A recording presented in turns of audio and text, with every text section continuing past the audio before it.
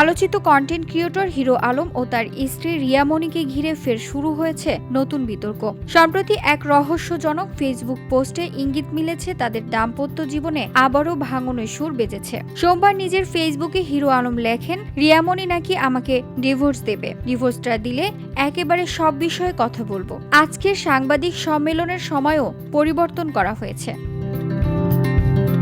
পোস্টটি ঘিরে মুহূর্তেই সরগরম হয়ে উঠেছে সোশ্যাল মিডিয়া। মন্তব্যের ঘোরে রিয়া মনি লেখেন, যে বউ তোমাকে মেরে ফেলার পরিকল্পনা করতে পারে তার ডিভোর্সের জন্য অপেক্ষা করছো কেন? তোমার তো তালাক দেওয়ার কথা।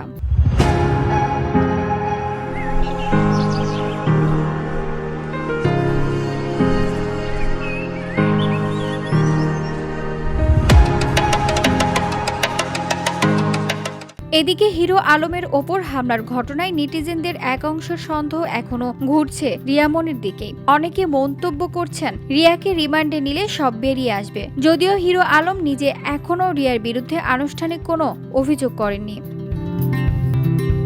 গত আগস্টেও দাম্পত্য টানাপোড়েনের কারণে রিয়া প্রকাশ্য হিরো আলমকে ডিভোর্স দেওয়ার ঘোষণা দিয়েছিলেন। এরপর সাময়িকভাবে সম্পর্কের বরফ গললেও আবার শুরু হয়েছে সেই পুরনো নাটক।